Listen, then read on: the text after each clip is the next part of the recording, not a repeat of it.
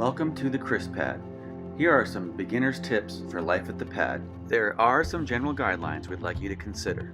First of all, you'll never show up at night to a dark house. There are 2 dusk till dawn LED lights that will always come on at night. One by the front door and one over the garage. There's also one in the back. Don't worry about them being on all night.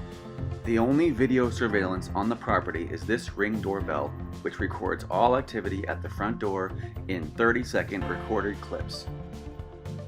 If the door is locked, enter your discrete door code.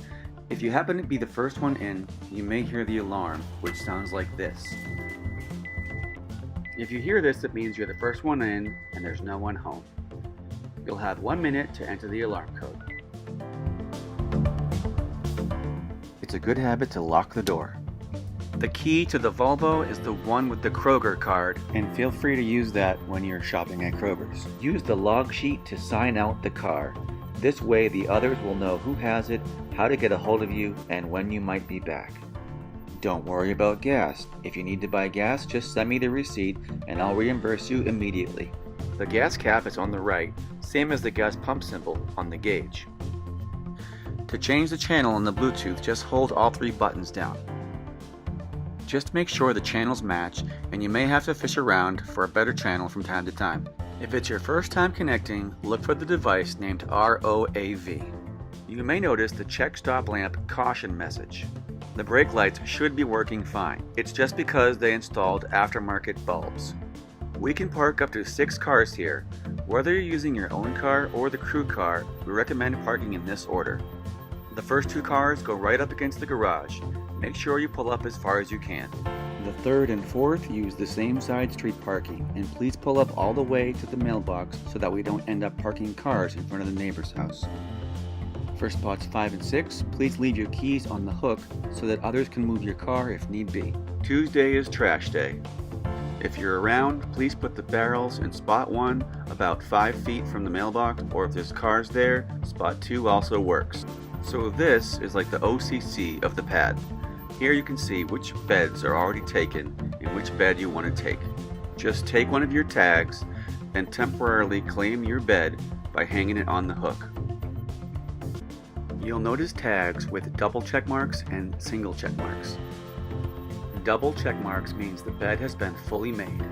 A single check mark means the bed has been stripped and the comforter has been placed in the chest. If you take a bed like this, there are spare sheets in either the closet, the bedroom dresser, the lower level hallway dresser, or the 3 bins behind the bar labeled flat, fitted, and pillowcases. That 4th bin is for lost and founds.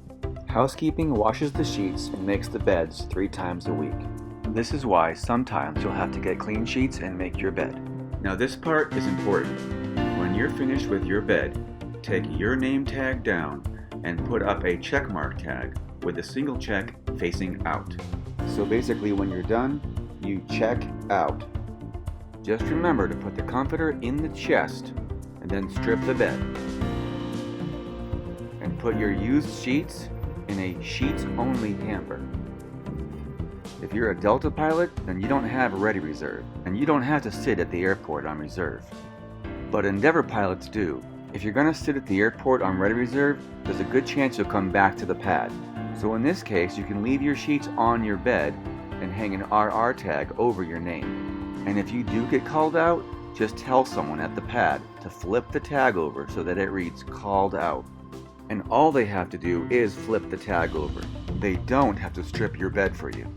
Leave that to housekeeping. However, if somebody else really wants that bed and housekeeping hasn't been there yet, then that person can strip the bed and then put new sheets on it. Also, if you just get assigned a turn, you can use the RR tag for that too. It accomplishes the same goal, trying to keep your room and save the sheets. I thought the shower schedules would be useful, but no one really uses them. Probably because we have 3 showers, but just keep them in mind. Be mindful of the CrisPad maintenance manual for open write-ups. It could affect your room. And if you find something broken, please write it up. It's no secret we all want our own room. But if you do have to share, this is what we call a Cat 2 operation. The Cat 2s will be rare for you, but if it does happen, it's really important that you enter it into the Cat 2 log in the back of the maintenance manual. You'll find an empty and sanitized bin with your name on it, so you can store some things at the pad while you're not there. You'll find clean towels upstairs and downstairs. There are hooks on the backs of the bedroom doors so you can hang your reusable towels. And when you're leaving the pad for a few days, then hang your towels up on these towel hooks that you can find both upstairs and on the lower level. If the hooks are full, just drop some dry ones in the hamper. We have 2 ironing boards, one upstairs and there's one downstairs on the lower level. Also, we have 3 fire extinguishers, one on the lower level, one upstairs in the laundry room, and one in the kitchen. The remote control for the light and fan in the ceiling in the LA room is a little tricky and takes some getting used to. But if you hold the light button, eventually the lights will dim and undim. Same thing with the New York room. The rooms downstairs have individual heat and AC units. There are only a few buttons on the remote that you should know about. The mode button toggles between AC, heat, recirc, and dehumidify. The only symbol that's not obvious is this one that looks like a snowflake, but it's actually a sun. So this is the heating mode. The light button is another good one to know. It toggles the illuminated temperature readout on and off. That thing does cast a good amount of light in an otherwise dark room. And lastly, the fan button allows you to switch the fan speed between high, medium, low, and auto modes. There are additional down comforters in the white linen closet or in the bedroom closets upstairs. Notice there's an earplug dispenser on the top floor. Also notice that you can find a squeegee in any of the bathrooms that have a shower. The CrisPad bar offers beer and wine for $1. If you pick up your own beverages, just use the main fridge, the mini white fridge, and we have the hanger fridge out in the garage. For bar contributions, you can use the same thing you pay rent with, or the black box. If you need to fill the Keurig water reservoir, don't use the town tap water. Instead, use the water dispenser. Trust me. Below the water dispenser is the filtered ice maker. You don't want to pull the tray out or the ice cubes will fall behind it. Just grab the scoop and go for it. There is an additional mini freezer in the dining room. Then out in the garage we have the white stand-up freezer, and the black fridge has the freezer on top. Also out there we have the supply storage, the man cave, a mini gym, and the smaller Roku TV. Also, the garage has heat and AC. The remote is hanging up on the wall.